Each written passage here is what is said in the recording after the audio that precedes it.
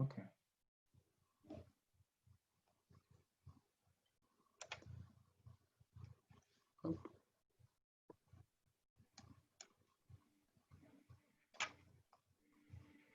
Okay, you can put to the first page, then then we can start. Maybe wait for 1 more minute. There are people coming in. No problem. Yeah, there are people coming in. I can see the participant coming in. I can see right now we have 16. Yeah, 16 people. So let's wait for 1 or 2 minutes. Okay. 1 minute. Okay. You don't mind? I just leave for a few seconds. All right. Okay. Okay. When you come back, I'll try to introduce you.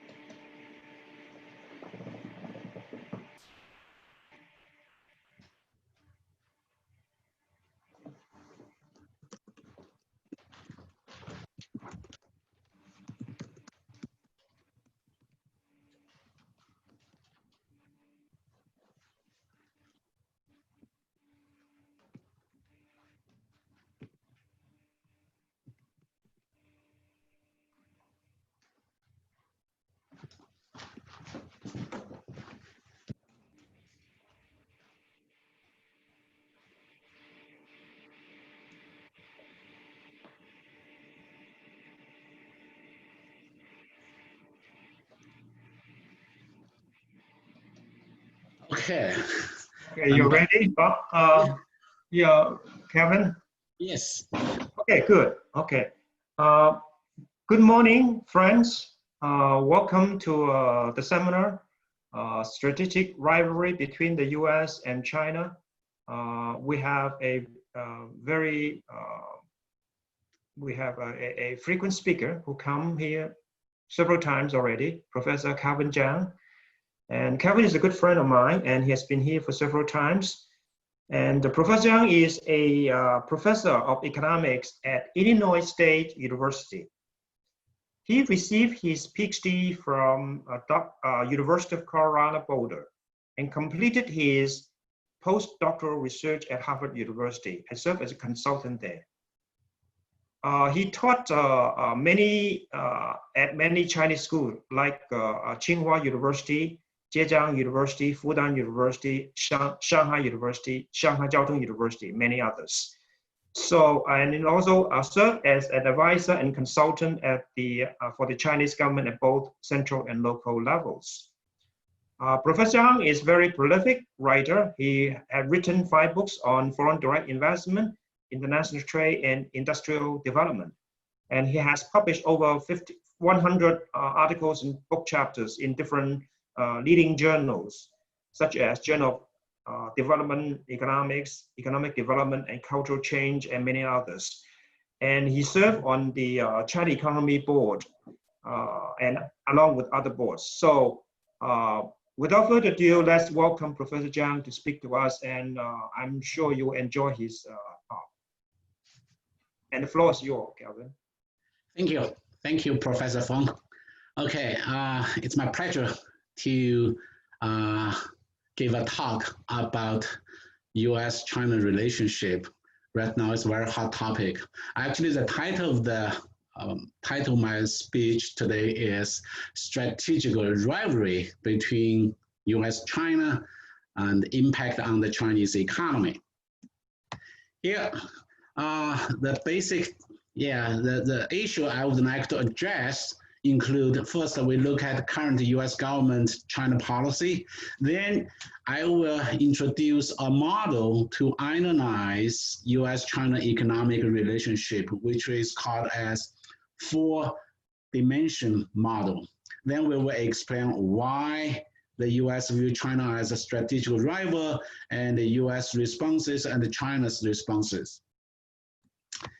Here, let's use the 5 important documents and speeches by Trump administration's officials to give you an idea about current US-China policy.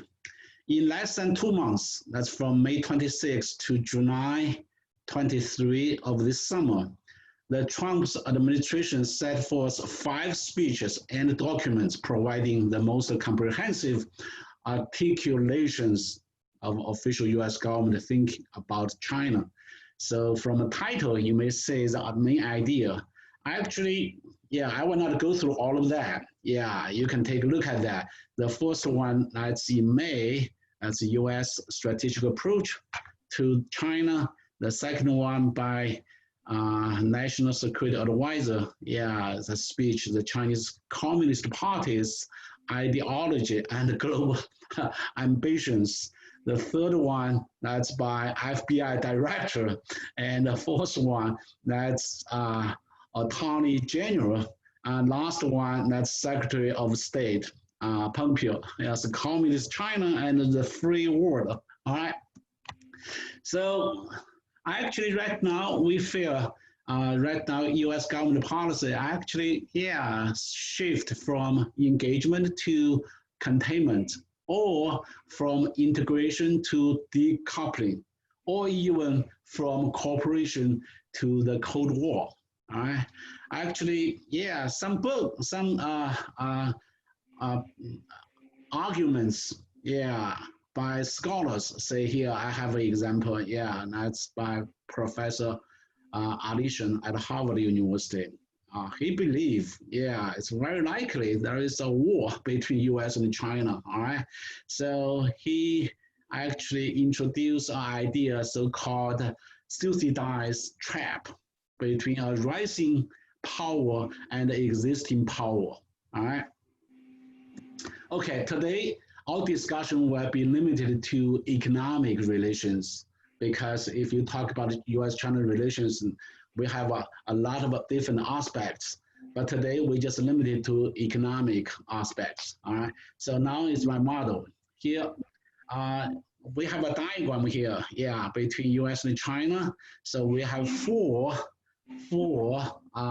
dimensions or 4 parts. Could be a big major market each other or not, and global market, and also could be a competitor or even be a geopolitical rivals. So we will use this framework to analyze US-China relationship. Okay, here we use the same diagram, but from American perspective and from the Chinese perspective. Then you will find out, indeed, the 2 countries are very closely linked each other. Say, US believe China is largest market and the biggest supplier and also toughest competitors. And right now, China even is a major political rival. Same view from China on the US. All right. So the 2 diagrams just show this, the basic perspectives. Now, let's look at why the US view China as a strategic rivals. Here, we look at some details. For the market, China already is the world's largest market for cars, electronics, smartphones, steel, and many others. And also China right now is yeah, by far the world's biggest supplier, uh, accounting for roughly, say, 25% of a global manufacturing output. Yeah, here I believe many American people can feel that. All right, and also U.S. take China as a main competitor because yeah, China right now really highly competitive in an increasing range of the industry. For past, yeah, I think for this year, yeah, when you read newspapers and also watch TV program, you will see a lot of the, yeah, articles and comments, arguments that's on this one.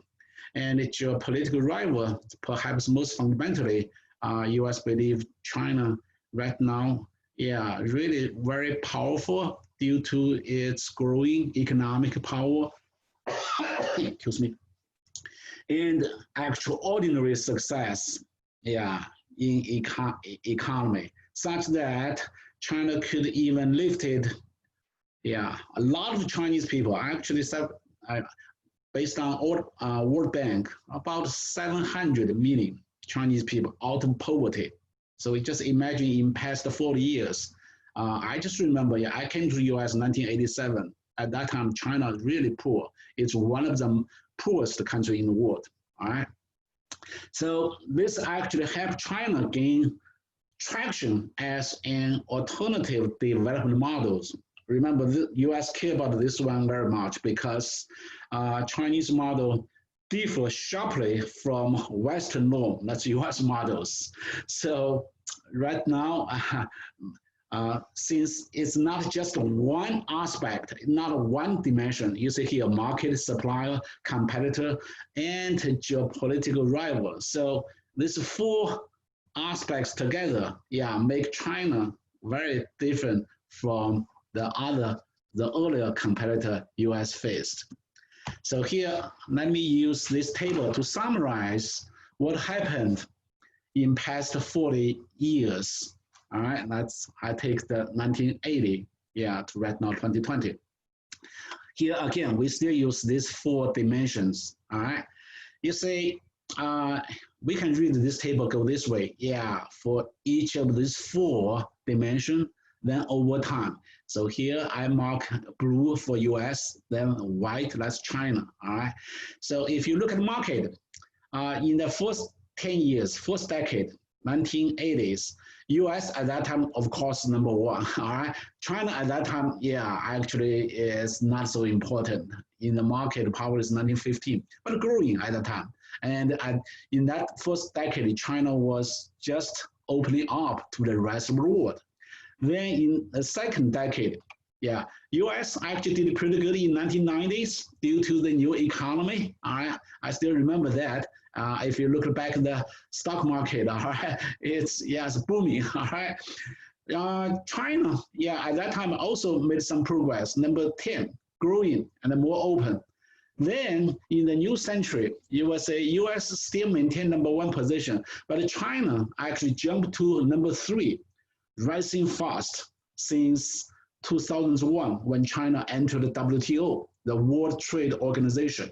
All right, and in this last 10 years, you will say US maintained number 1, but grew slowly. Yeah, and China, yeah, got number 2. But if you measure in purchasing power parity, all right, actually China already was number 1 in 2014.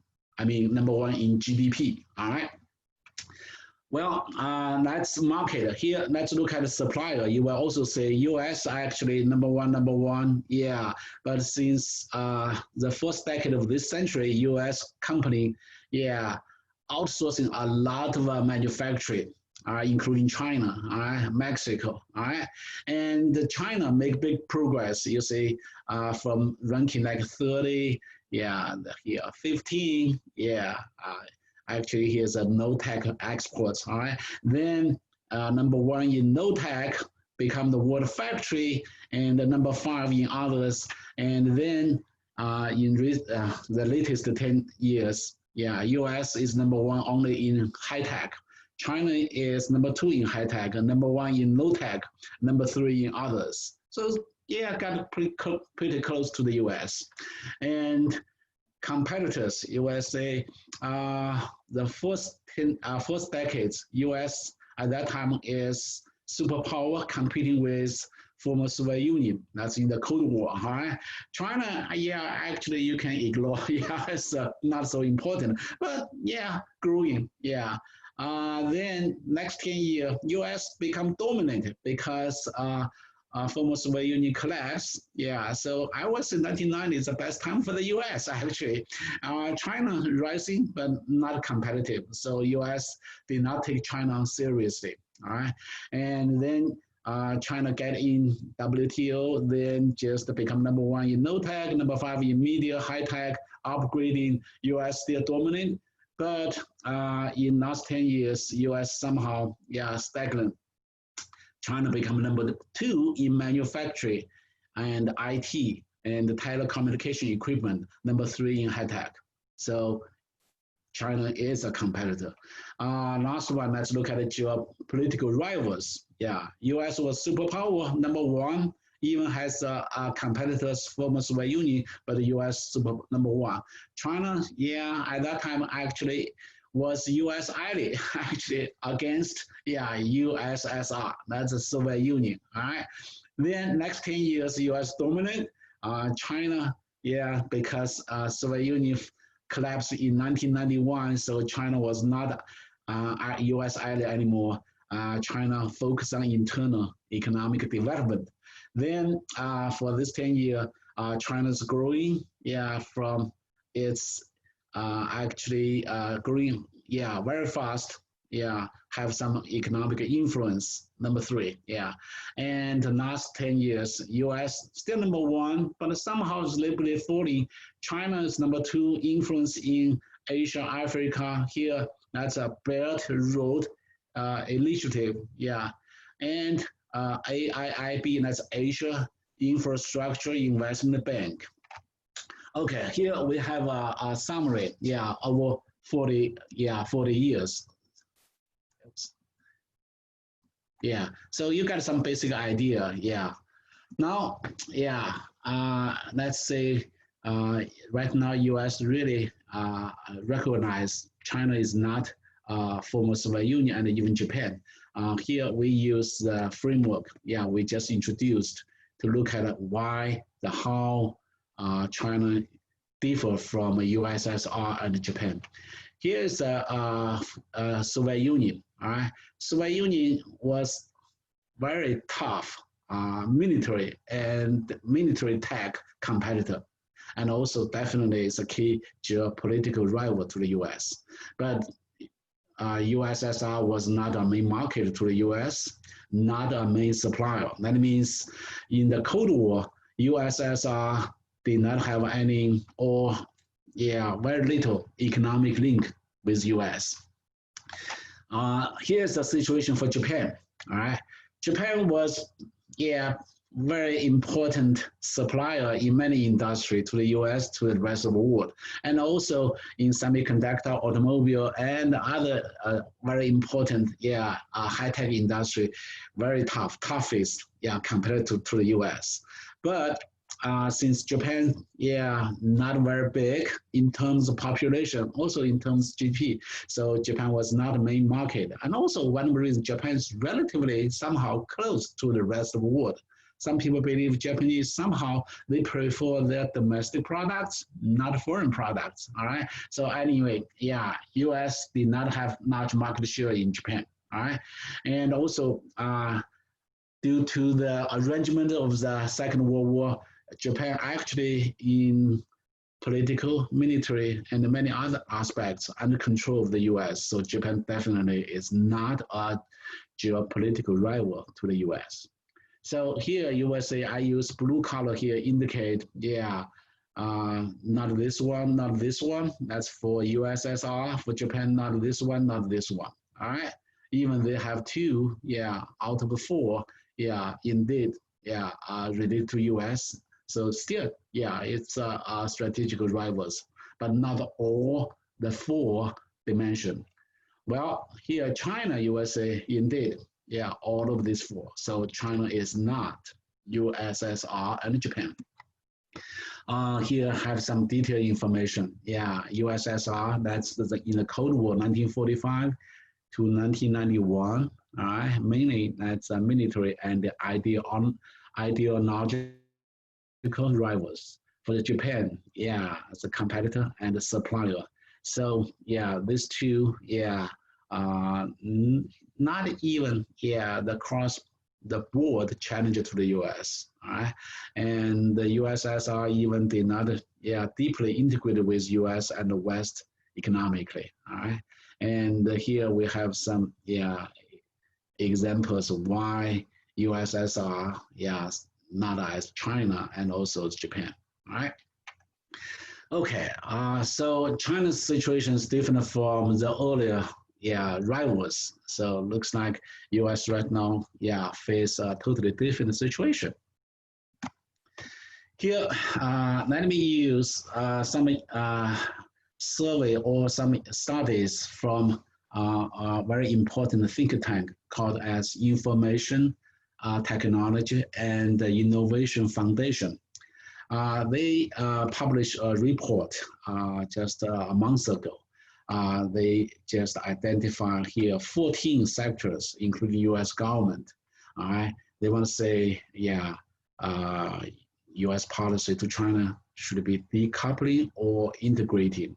While the conclusion for the report is not so easy because here, based on their data, they found out, you see, is China often a major market? Yeah, actually 10 out of 14, it's yes, all right? And is China often a major major supplier? Yeah, so within the 10, 5, the yes. Actually, the first two, the banking as finance and the insurance, they try to, yeah, get in US Chinese government, not yet successfully, all right? And is China often a major competitors? Yeah, we have 4. Yeah, it's manufacturing, and here IT industry, and also national defense, of course, U.S. government. So here for this one, so 10 of the 14 and 5 of the 10 is a favor continuity. That's they want to continue, yeah, integration with China. But yeah, 4, yeah, they feel competition from China, so they favor change or yeah, decoupling or even suppressing. So here's give you a basic idea, the summary. All right, we want to emphasize, yeah, 4 sectors. That's traditional manufacturing, IT, defense, and government. Say China as a major competitors. Yeah, and the first 3, yeah, involve manufacturing. Yeah, then you will say why in the US, manufacturing actually always dominate the debate about China policy. And here we have some examples about the scale of the US business operating in China today. Starbucks, 4,100 shops in China. McDonald's, 2,300 restaurants in China. Walmart, 430 stores in China. Apple's China's revenue, yeah, over 40 billions. Intel, yeah, over 20 billions. And then Nike, yeah, 6 billion. And China is the NBA's largest international market. Yeah, you know, when you read the news, yeah. And GM make 3 million cars a year in China, more than domestic market, all right? China is over 20% of the Boeing's revenue. You will say, yeah, really, yeah, important. So here, put together, you will say, for the 4 dimension or 4 group, you will say a group of the factors. 2, that's a major market, major supplier, yeah, forms in these 2, yeah, dimensions support, yeah, continue, yeah, integration with China for the close cooperation and stable relationship. But for the forms in this group and the US government, yeah, they think about the geopolitical rivals. They support, yeah, decoupling and suppressing. Here, yeah, indeed, we have some detail at form levels information. China is largest non-US market, yeah, for the former, yeah, it's just a very famous brand names, Apple, Boeing, Nike, GM, yeah, and so on.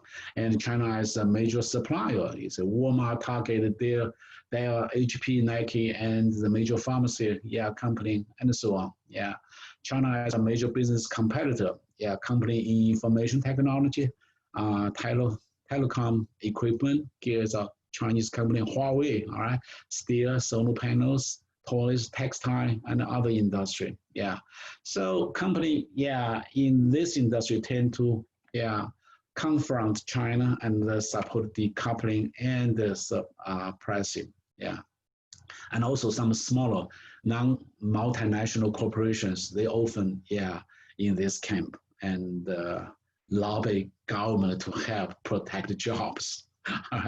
And here, China is a major geopolitical rivals. I just want to mention, yeah, China currently is working on Belt and Road Initiative, yeah, that's a BRI, and already established Asia Infrastructure Investment Bank, AIIB, and engagement in global institutions such as IMF and the WHO, US already, that's a World Health Organization, US withdrew, all right, and other efforts, all right. So somehow USA, China has big influence in Asia, Africa, Southern Eastern Europe, and Latin America, yeah. So together, yeah, even, yeah, some people say maybe the tension could be diffused. U.S. relationship increasingly looking like a win-lose economic structure and economic struggles. Okay, here we have a case study, Huawei. That's quite famous. Yeah, Huawei could be a very good example to explain, yeah, in the U.S., yeah, conflicting interest.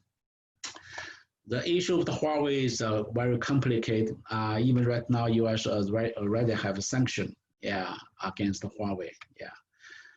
But internationally, it's not so easy. You know, in Europe, even U.S. have big pressures, but still many countries, they prefer to use 5G developed by Huawei.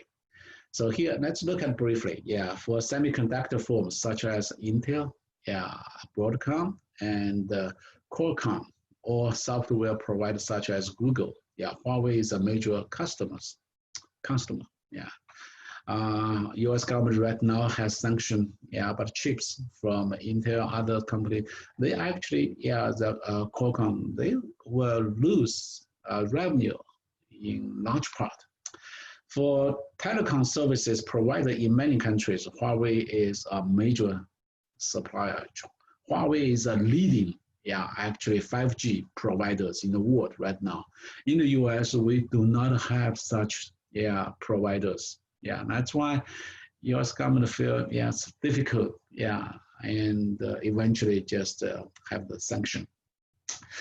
For smartphone market, for smartphone makers such as Apple and Samsung, yeah, computer providers such as Dell, the telecom equipment providers such as Ericsson and Nokia. Huawei is a major competitor.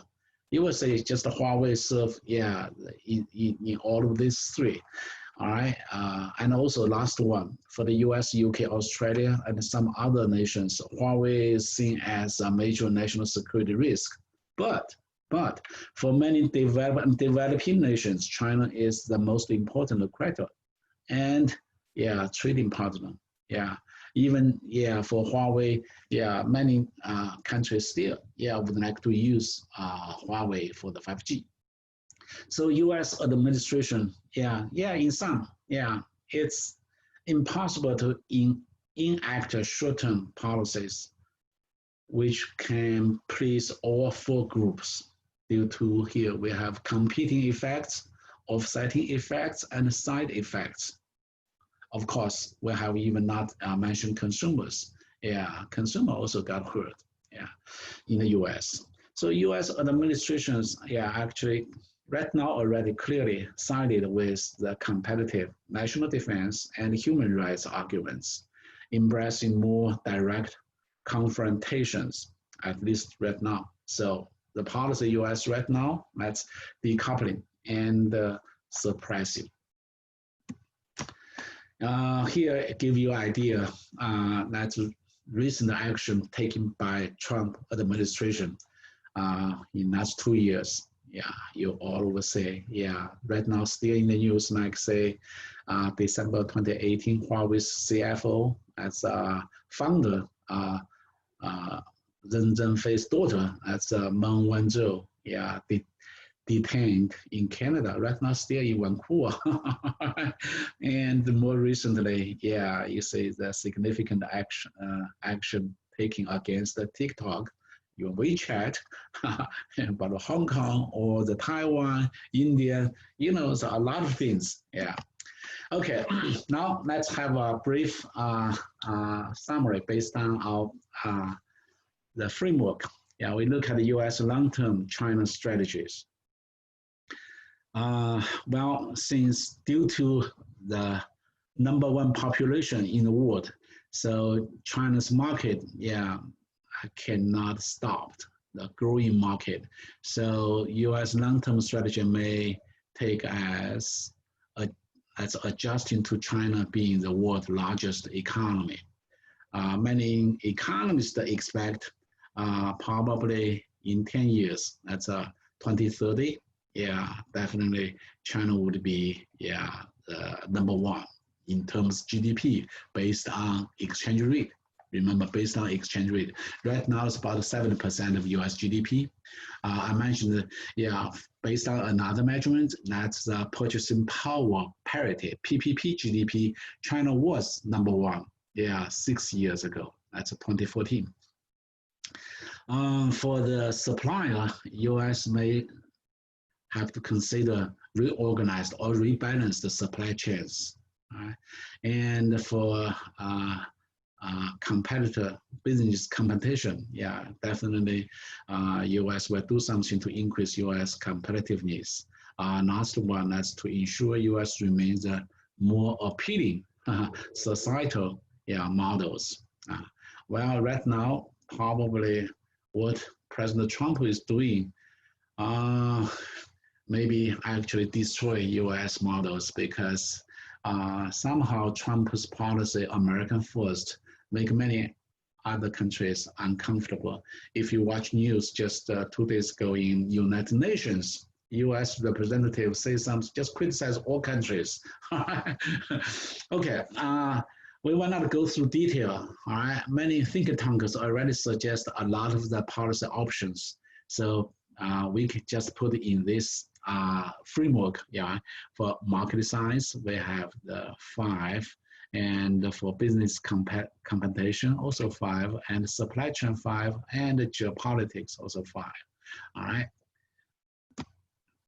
Okay, now let's look at China's, yeah, responses.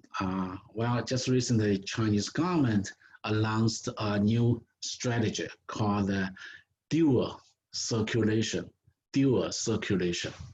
Here, dual circulation, that means China right now we're working on both, yeah, 2 circulation, not just 1. You may take this, yeah, 1 circulation, that's the external, all right? That's globalization, external circulation. Another one's internal, domestic economy. So put this 2 as a dual circulation strategy.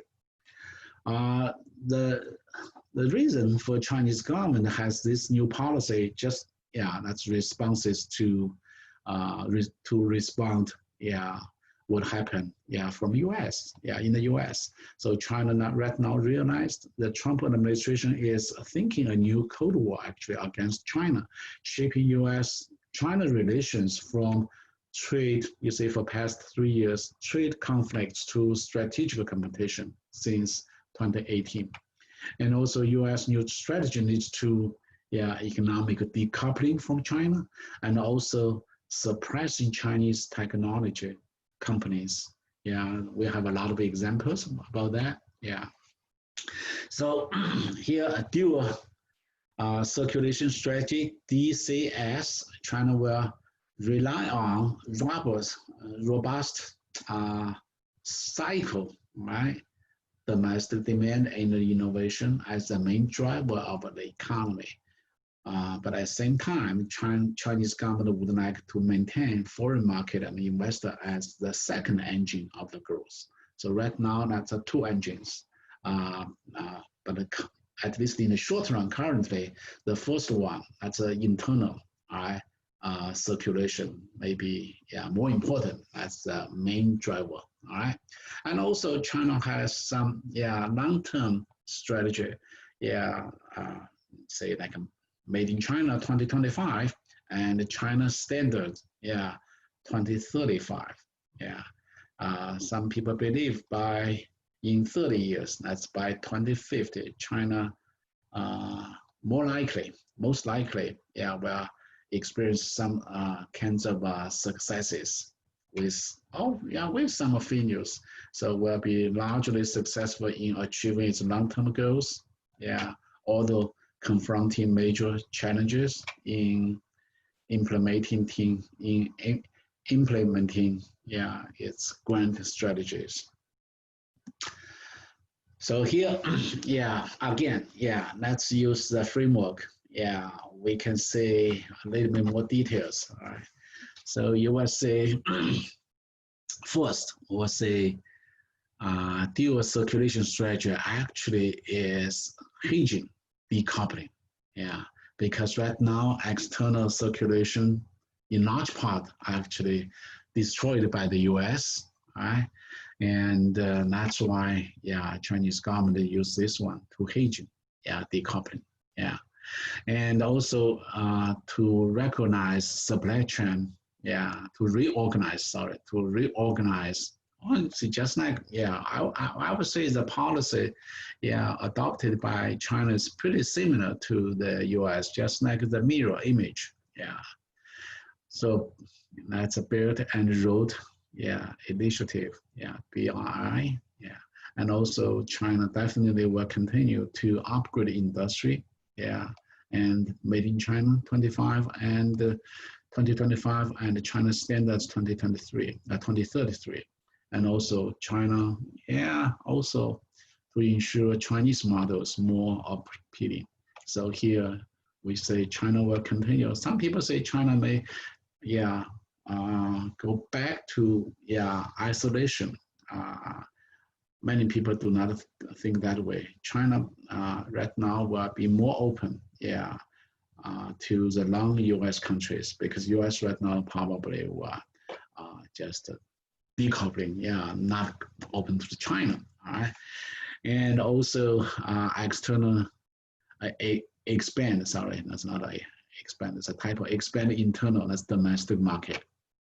For the supplier, that's integrated closely with non-US West, including just Germany, Japan, integrated with others through BRI.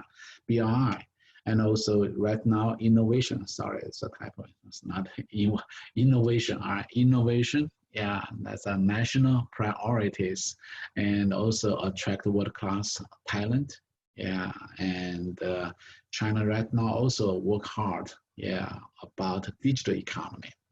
And also, for the geopolitics,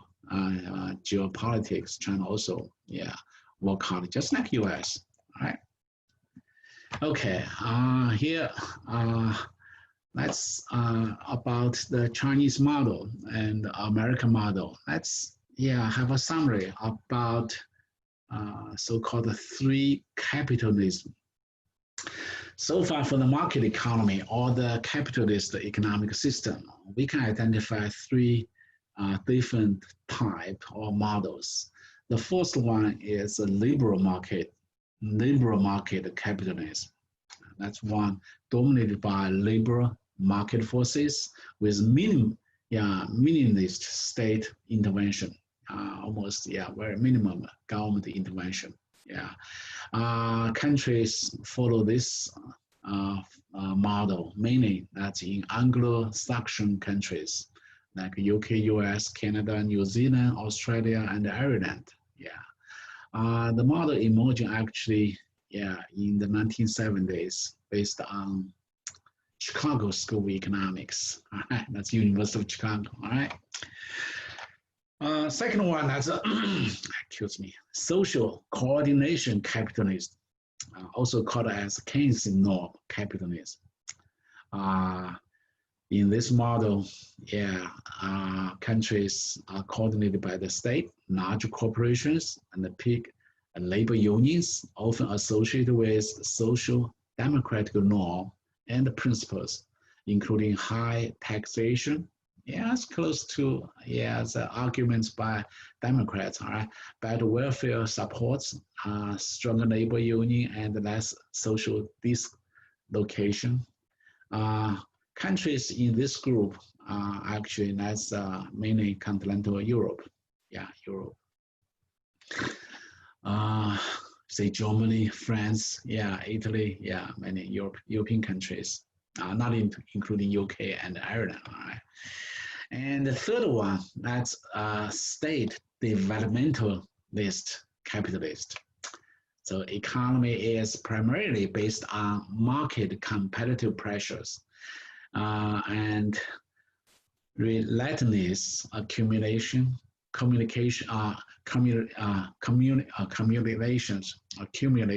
of the capital by both private and public entities, but the state institutions plays a crucial role in financing, steering, and coordinating economic forces. The model also has long history, and actually, it's interesting. U.S. pioneered this model by following the first state, the Secretary of State Hamilton's advice. Right now, including China, South Korea, Singapore, well, in the history, Germany, France, and Japan in the time of when they rose, and the U.S. in 19th century is also take this one. Okay, now let's come to the last the topic for my speech today. That's impact on the Chinese economy. We know in the coming years, decoupling is very likely. Yeah, it's possible as the U.S. imposes further sanctions and supply boycotts against more and more Chinese companies, and step up its pressure on even on the third country, that's other countries, to do the same. The company in the third countries right now, in the world, many countries worry about that. All right, could soon find themselves facing the uncomfortable choices of doing business with either America or China. All right, and of course, at this moment, the U.S. seems have a big advantage. So many countries, may even not so comfortable, but still probably will go with U.S. Yeah. In the case of critical technologies, like in information communication technology, ICT industry, and the international monetary system, this would create, in the future, a world divided between Chinese and American standards and systems. You think about, just because of 5G, and also right now, U.S. may have the sanction for Chinese not use U.S. standards, just like the chips and also some apps developed by Google's. So you will see Chinese company may develop its own system. Right now, indeed, some already emerged. Say in the US, many people use Google, Instagram, Telegram, and Facebook, but in China, many people use WeChat. These two is totally different. All right? And in the future, also it's possible for international financial system. Right now, US dollar, that's actually is dominant currency in this international money. But US may use international financial advantage also to have sanction in China. So Chinese government may also have some reaction, say like right now, Chinese government are working on digital currency. Okay, anyway, the future, well, it depends. Yeah, but it's still possible, go that way. Okay, let's look at the impact on China in the short run, as in 5 years, 4 or 5 years, and also in the long run, say like 25 or 30 years. In the short run, yeah, definitely Chinese economy got negative impact. So growth of Chinese economy may slow down. Yeah, cannot maintain more than 5 or 6, maybe lower by 1 or 2%. All right, and China's industry upgrading, yeah, industry upgrading may slow down as well. Yeah, technological progress may slow down. And well, I mentioned before, China's responses, just like with DCS, that's a dual circulation strategy, and the BRI, that's a Belt Road Initiative. All right. China may boost economic and technological self-sufficiency. All right. China has to do that, but by this way, the negative impact from the US could be smaller. In the long term, actually, this is very difficult to predict. All right, so here, let me take some prediction from a very important think tank in the US, that's RAND Corporation. Just 2 months ago, they published a report, China's Grand Strategy, Trends, Trajectory, Long-Term Competition. All right, they actually suggest 4 scenarios of what China may look like by 2050. 2050. Here, 4 possibilities. First one, the triumphant China. Second one, ascendant China, stagnant China, and imploding China. And the first one, that's China's remarkable success in realize its grand strategy. Second one, yeah, it's a little bit down here. Yeah, it's a successful in achieving many, but not all of the goals of the grand strategy. Stagnant, yeah, failed to achieve its long-term goals. Imploding, yeah, China is beside and by a multitude problems threaten existing communist regime. By Rand Corporation, they believe the first one, the last one, that's most unlikely. Yeah, more likely will be second one, third one. Maybe the combination mixed of this one. All right, which means you may expect by 2050, China's GDP definitely surpassed the US, but China may not take over US in all aspects. China maybe, yeah, still is a superpower, but US may be still #1, something like that. I think that's, yeah, it's, yeah, more likely. All right, that's all for my talking. Right now, you take the comment. Okay, thank you, Professor Zhang's interesting talk, and it's a very timely topic, and thank you for your insights. And so now the floor is open to everybody. So anyone have questions? You can raise your hand or talk it out. Anyone in the audience?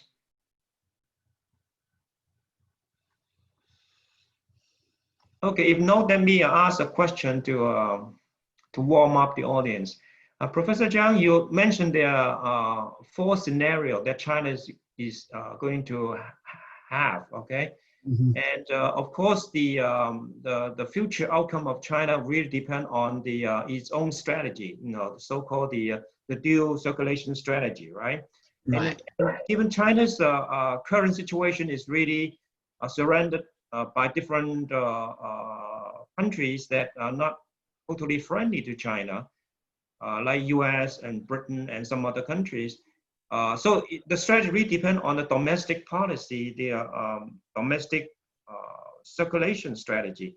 So what kind of obstacles or challenges that China will face in the next several years that they were going to have if China tried to employ that domestic strategies?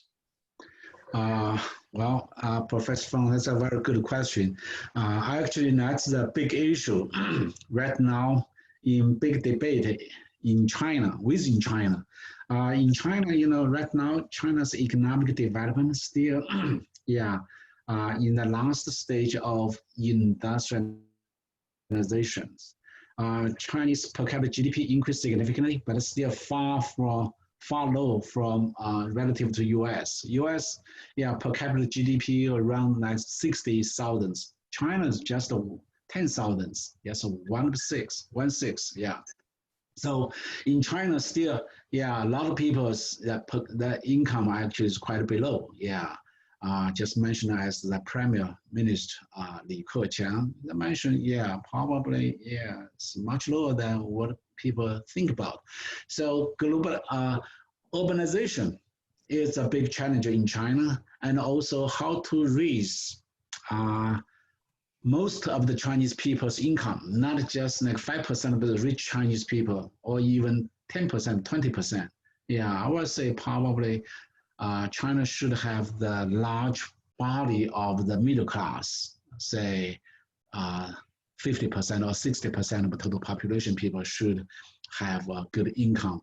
Then the internal circulation could be successful, because a key element for internal circulation is domestic consumption. If people do not have money, how could they can replace external market with domestic market? That's domestic consumption replace external consumption. So that's one of the big issues. Of course, there's some other issues. All right. So right now, Chinese government seriously think about that. So you may expect in following 2 or 3 years, some big actions were taken by Chinese government to working on that direction. Okay, thank you very much. Okay, for the interesting comment and response. Okay. Any questions? I mean, you can use a question and answer icon to raise questions if you have any questions. Let me see here. I just realized here we have this is the, okay. There's a few. Do you get anything in your question and answer? Not yet, because Not here yet, okay. you see the chat box. There's a checkbox, and then I see. I'm seeing that, but looks like no question. Yeah. Okay. Okay. Well, if no questions, I think that's it, right? So let's thank you very much for speaking to us, and you have a good day. Oh, there's one question coming in. Let me see here. What is the role of India and other Asian? Okay. Well, that's a good question. Okay. Actually, US right now, really, if we go back here, actually, it's a good question. Let me see. I think US actually, you see here, for the US long-term China strategy for business competitors, they say, here partner with India. India could serve several roles in US long-term strategy against China. One, India could be replacing China in the market, and also like global value chain, global supply chain, just like China, the role played by China, because India has cheap labor advantage, just like 30 years ago. And also, India's population will surpass China probably in 4 or 5 years. So India has some potential economically, just like China. All right, and another reason India could serve a big role in geopolitical geopolitics, because recently you will say in the board conflicts between the two countries. So but well, this also even India can play a big role, but still may not be totally meet U.S. requirements, because right now even U.S. I would say pretty friendly to Indian, but Indian in the long term has pretty good relationship with Russia, and say Indians weapons mainly is from Russia. Even right now, U.S. would like to sell some advanced weapon to India, and also Indians' economy right now is far behind China. Yeah, this is a big factors. India has to balance, think about the benefit and the cost to fight with China. So India can play a big role, but I was not say India can totally change the game between US and China. Okay, thank you. Let me say this. There's Okay. another one.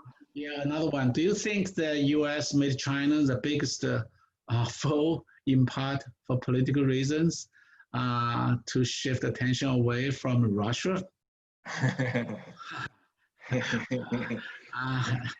Yeah, this is a interest. Yeah, it's hard to say. Yeah, I would say I do not have additional comments about that. That's more like international relations, more like a political science. Since I'm an economist, I would. Okay, let me take the next one. Yeah, from the current situation that has been displayed to us between U.S. and China, do you think that this Cold War we are having could escalate to something more severe between the two nations in the long term? Yeah, I would say that's what I worry about. Yeah, because right now, if you look at the action taken by the current U.S. government, well, Donald Trump administration somehow right now is doing something. Many people believe, in part, for the election. The Donald Trump would like to re-elected, but somehow right now, before November 3rd, Donald Trump may have some bold action. Yeah, nobody knows. Yeah, that's mainly not for U.S. long-term goal, but just for election. So it's hard to predict. Yeah, many people worry about that. So if you look at the action taken by U.S. government in just the past 2 months, yeah, this really make people worry a lot. Yeah, but I would say U.S.-China relationship in the long term definitely is that's competition. Yeah, that's true. But I would say could be Cold War, could be say in some industry, just like Cold War, but in some other areas, yeah, may have certain level of the cooperation.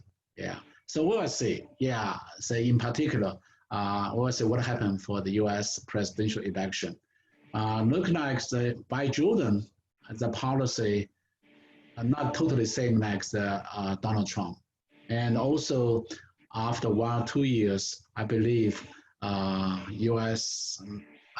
Strategy may have some adjustment. Future space war between the two. Since the two countries have nuclear weapons, so the hot war is not possible. Cold war likely. Next question. You briefly mentioned the social issue and the possible issue, popular issue on the support of purchasing power of the 40% of the Chinese population. Could you explain? Well, yeah, I just want to say in China, many people, in the US feel Chinese are very rich because if you're in California, it was indeed some luxury homes sold to Chinese people in Canada, in US, in New York City, even in Chicago. But remember, very rich people in China actually just made up a very small percentage. I would say probably less than 1%. But even 1%, you think about total Chinese population is 1.4 billion. 1% would be 14 million. Yeah, so that's why, if China's GDP is large enough, even small portion of Chinese very rich, make the rest of the world feel, Chinese purchasing power is huge.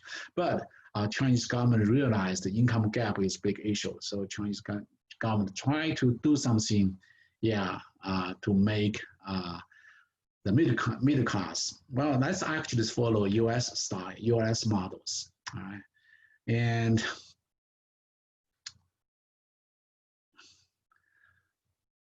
well, Huawei is not just the pure economic. Here's a question about Huawei. US is banning Huawei. It's not because they worry Huawei will take majority market share. That's just one side. If you look at the US company in telecom equipment, actually US right now, we do not have the company to do the same thing. Right now in the world, China has two companies, Huawei and Zhongxin, and other countries, Ericsson, and also, Nokia, and possibly South Korea's company, Samsung. So no US company. US company actually totally, disappear in this era. I would say mainly is national security. And the 5G technology, wow, if you are interested in, you can get a lot of articles. This is very important. Very important. If US would not take any actions, China may control 5G, and it's very difficult to US come back even. For US, Pompeo was CIA director. I believe he has a better understanding about the meaning of the 5G. I give you an example. US collect information about other countries, mainly based on IT technology. But right now, seems US is losing advantage position, in 5G. That's why US take very serious action, big pressure, sanction against. Actually, the goal of the US government is to kill Huawei. All right. Next question, what's your take the future of the tariff war with China? Has it become beneficial to the US economy? I think the tariff trade war is over. Right now is strategic rivalry. It's national security, including economic, confrontation. But in the short run, I would say US probably cannot stop importing from China. But in the long term, definitely a big adjustment. Next issue, many of those wealthy Chinese are exporting their wealth and to the US and the other Western countries. Why is this? Before, many West Chinese people still feel, US is much better than in China. But right now, I think probably this will change because, looks like US right now is not so friendly as before to even Chinese people, not only Chinese government. You can think about the international student, in particular Chinese student in the US. So you may expect, the number of Chinese students in the US may decrease in the future. If US, the current policy not changing. Okay. I think Dr. Zhang has addressed a lot of interesting questions, and and thank you so much for the question and answer. And it's an interesting topic, and I'm sure we have another chance to invite Dr. Zhang to come here again. Uh, I, there's the last questions. You Okay, like to address that before we wrap up the whole thing? Okay, it's will changing U.S. Government affect my analysis? Definitely, yeah. For economists, we conduct analysis based on the information from the real world. Yeah, so U.S. government definitely is a big player. Yeah, in the U.S.-China relationship. Yeah, definitely. Thank you. Okay, thank you very much. We have a good day. Okay, thank you for Thank you, coming Professor. and listen to All the right. talk. All Okay, right. take Thank care. you. Bye. Yeah, bye.